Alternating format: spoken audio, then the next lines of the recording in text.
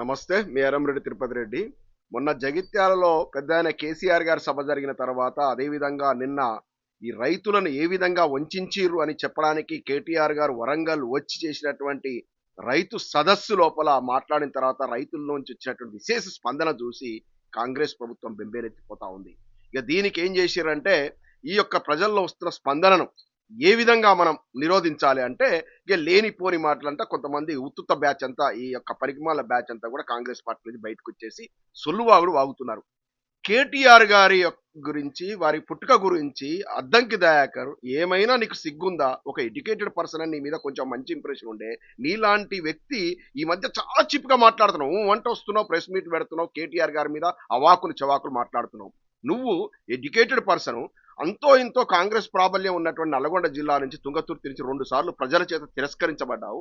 వాళ్ళ తర్వాత ఇట్లనే నోటి దూలు ఎక్కువై కోమటిరెడ్డి బ్రదర్స్‌ని ఇష్టం మాట్లాడితే, నీకు కనీసం సీటు రాకుండా, ఎమ్మెల్సీ పదవి రాకుండా అడ్డుపడితే పోయి దేహి అని వాళ్ళ కాళ్ళ దగ్గర పడి, అంటే నల్లగొండ రెడ్ల కాళ్ళ దగ్గర పడి దేహి అని అడుక్కొని బహిరంగ క్షమాపణ చెప్పి పలుసార్లు అడుక్కుంటే వాళ్ళు పెట్టినటువంటి భిక్ష, వాళ్ళు ఇక బతుకుపో అని పెడుతున్న భిక్ష నీకు ఇవాళ ఎమ్మెల్సీ పదవి. ఇక ఆ ఎమ్మెల్సీ పదవి వచ్చింది కదా అని చెప్పేసి ఇష్టం ఉన్నట్టు నీకున్న ఆ కోదండరావుకు తేడా ఏం లేదు. కోదండరావు కూడా ఇంత పెద్ద విరోచిత పోరాటం చేసిన, తెలంగాణ రాష్ట్రం కోసం అది చేసిన ఇది చేసిన రిపోర్టు గాని అని చెప్పి లాస్ట్కు దేహి దేహి దేహి అని అడుక్కుంటే ఆయనకో ఎమ్మెల్సీ పదవి, నీకో ఎమ్మెల్సీ పదవి వచ్చింది. ఇంకా ఆ ముసలాయన అంతా ఇంట్లో కూర్చున్నాడు సపరేట్, కానీ ఎందుకులే ఇక నాకు కావాల్సిన పదవి వచ్చింది. నువ్వు అయితే నువ్వు ఆగట్లేవు. ఏం సాధిస్తావయ్యా?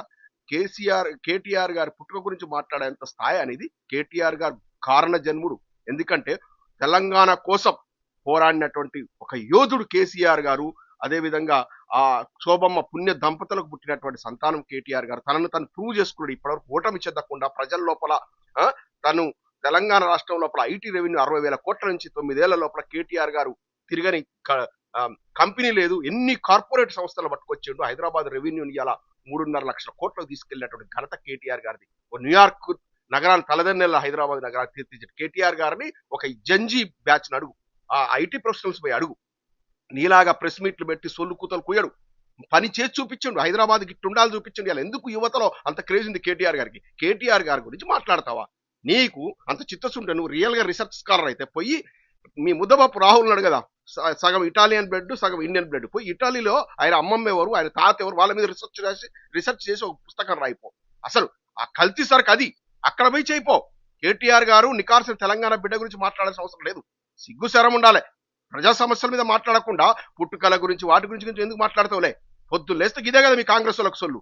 మీకు తోడు ఆడొకడు మరి కేంద్రానికి హోంశాఖ సహాయ మంత్రో, లేకపోతే రేవంత్ రెడ్డికి సహాయ మంత్రో తెలియదు కదా, బండి సంజయ్, టంబాకు సంజయ్ అంటూ తగిలిండు.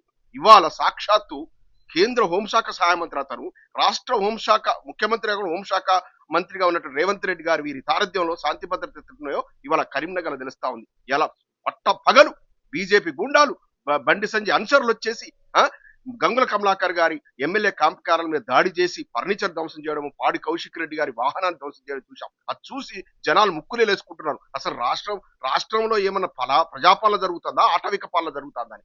ఈ సిగ్గు శరం ఉంటే ఇద్దరు రాజీనామా చేయాలి. అక్కడ రేవంత్ రెడ్డి గారు హోంశాఖ మంత్రి ఉంటే ఆయన రాజీనామా చేయాలి.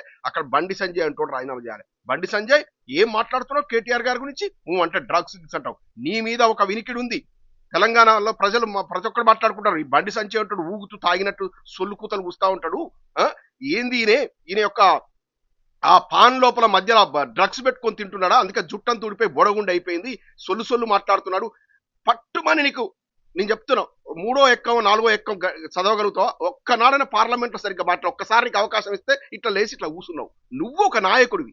ఓన్లీ హిందుత్వ అనేటువంటి ఒక మతం కార్డును వాడుకొని ప్రతిసారి హిందూ ఓట్లను పోరలైజ్ చేసి ఓట్లు వేయించుకోవడం గతం. కరీంనగర్ చేసిన ఒక మంచి పని చెప్పు, తెలంగాణ రాష్ట్రం చేసిన ఒక గొప్ప పని చెప్పు. నువ్వు సిగ్గు శర్మ నీలాంటి వాళ్ళు గెలిపించినటువంటి ప్రజలు ఇవాళ విశ్లేషించుకుంటున్నారు. రాబోయే రోజులు నేను అందుకే చూడు, ప్రతిసారి ఎమ్మెల్యేగా ఓడిపోతావు, ఎంపీగా రేవంత్ రెడ్డి ఇటువంటి వాళ్ళ సహాయం తీసుకొని బ్యాక్ ఎండ్ లోపల ఎంపీకి వస్తావు. ఇప్పుడు కుక్కకి ఏదో బిస్కెట్ దుకొని నీకు సహాయ మంత్రి పదవి తెచ్చుకున్నావు.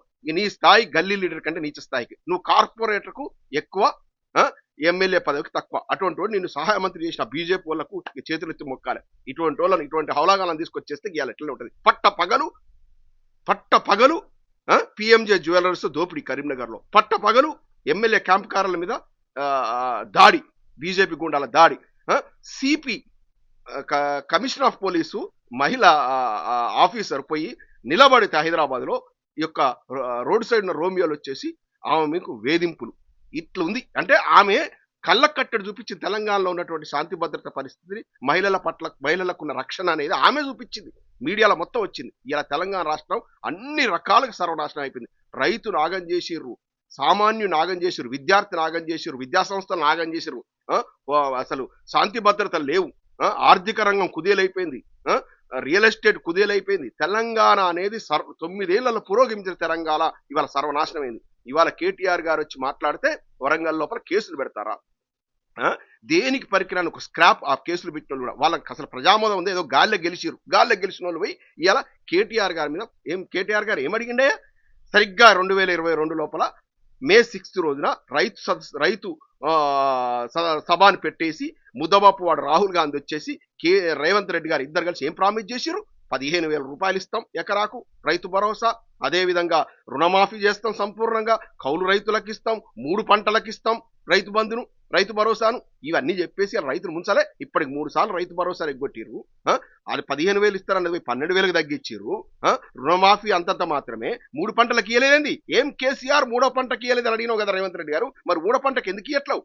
అవి ప్రశ్నిస్తే, లేకపోతే మీరే అన్నారు కదా, రేవంత్ రెడ్డి గారు అన్నారు, మేమన్నా అవలాగాలమా, మేమన్నా మెదడు తక్కువల్లమా, మేము చెప్పిన మాట తప్పడానికి అన్నారు. మరి అదే ఉటంకించిండు కేటీఆర్ గారు. ఆయన అనలే, మీరు అన్న మాటను ఉటంకించిండు వీడియోలు చూపించేసి. తప్ప ప్రతిపక్షం ఉన్నదెందుకు అడగడానికి కదా, మీరు ఆయన అడగలేదా? కేసీఆర్ గారు ప్రభుత్వం లోపల ఏమన్నా ఉంటే ఇవాళ ప్రతిపక్షం కూడా ప్రజల దృష్టి తీసుకొస్తాం, ఇట్లా మాట్లాడారు, ఇట్లా చేస్తారు, ఇట్లా మొత్తం అందరు కొంపలు ముంచారు, సర్వనాశనం చేసి ప్రజాపాలనతో దోసుకుంటారని. ఇక మంత్రి సీతక్క గారు మాట్లాడతారు, అమ్మ మీకు చిత్తశుద్ధి ఉంటే, మీరు గొప్ప నాయకురాలు అయితే, నిజంగా మీకు నక్సల్బరీ ఉద్యమం నుంచి వచ్చిన నాయకురాలు అయితే, మొబైల్ ఫోన్ల కుంభకోణం మీద వచ్చిన దాని మీద వైట్ పేపర్ రిలీజ్ చేయండి. ఇది జరిగింది, ఇంత కొన్నాం గింత చేసినామని. మార్కెట్లో దొరికే రేటు కంటే ఎక్కువ రేటుకి పెట్టుకుంటారమ్మా సీతక్క గారు? ఎక్కువ రేటు పెట్టుకుంటారా? మార్కెట్లో పోయి మామూలు కొంటే వచ్చే ఫోన్ కంటే 6,000కు 7,000కు వచ్చేదాన్ని 14,000 పెట్టుకుంటారా? ఎక్కడ న్యాయం అమ్మా ఇది? ఇది కుంభకోణం కాకపోతే ఏంటిదమ్మా? దాన్ని ప్రశ్నిస్తే మన కృష్ణాకి తీసుకుపోయి జైలు వేస్తారు. మీరు మన సమ్మక్క సారలమ్మ జాతర సందర్భంగా కట్టించినట్టు గద్దెల కాడ జరిగినటువంటి అవినీతి వల్ల ఆడ ఒక పూజారి యొక్క కొడుకు కాలు ఇరిగితే దాని మీద ఏందమ్మా ఇవాళ కడితే రేపు కుంగిపోతాయమ్మ గద్దెలు? ఇది పరిస్థితి. చిత్తశుద్ధి వాటి మీద కాన్సన్ట్రేట్ చేయండి. మీరు గొప్ప నాయకురాలను ప్రూవ్ చేసుకోండి. ఎందుకు అనవసరంగా అందరి నాయకుల మాదిరిగా మీరు కూడా ఎందుకు మాట్లాడుతున్నారు? అవాకులు చవాకులు. కేటీఆర్ గారి మీద మాట్లాడితే పెద్దవాళ్ళు అయిపోతారా? అద్దంకి దయాకర్ తగ్గించుకో మాటలు. కేటీఆర్ గారు మాట్లాడకు. నీకున్ను ఆ గజ్జల కాంతం అటువంటి తేడా ఉంది. ఆ డ్రంక్ అండ్ డ్రైవ్ లో దొరికిన గజ్జల కాంతానికి అటువంటి స్థాయికి దిగదారుతావు నువ్వు. నీకు ఏం తేడా ఉంటది ఇట్లా మాట్లాడితే? ఒక ఎమ్మెల్సీ అయినవు, ఏదో వాళ్ళ వీళ్ళ కాళ్ళు పట్టుకుంటే అయిన దాన్ని గౌరవంగా బతుకు. ఇది నడుస్తాం తెలంగాణ లోపల.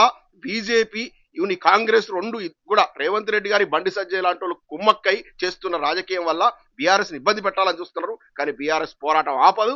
ఇట్లాంటి కేసులు ఏమైతే ఏమైనా బ్యాగులు మోసి రేపు అరెస్ట్ చేస్తే కేటీఆర్ గారు అరెస్ట్ చేస్తారు హన్మకొండ పోలీస్ స్టేషన్ కేసు వల్ల. పోతామైంది మన కృష్ణకి పోలేదా? పోరాటాలు చేసిపోతాం, ప్రజల కోసం కొట్లాడిపోతాం. మేమన్నా బ్యాగులు మోసిపోతే తప్పు, ఏమైనా నీచమైన పనులు చేసిపోతే తప్పు. కానీ ఇట్లాంటి వాటి పోరాటం కేసులు పెట్టుకోండి, రెడ్డి పెట్టుకోండి. బరాబర్ మాట్లాడుతూనే ఉంటాం, గొంతెత్తుతూనే ఉంటాం. ప్రజా సమస్యలను ప్రభుత్వం దృష్టి తీసుకురావాల్సిన బాధ్యత మా మీద ఉంది. ప్రజలను జాగృతం చేస్తాం. రాబోయే రోజుల 100 అడుగుల లోతున కాంగ్రెస్ తొక్కి పెడతారు. తొక్కుతారు ప్రజలు. 12 రోజులు దగ్గర ఉన్నాయి కాంగ్రెస్ వాళ్ళను. కాంగ్రెస్ ప్రజలు నమ్మట్లే. బీజేపీకి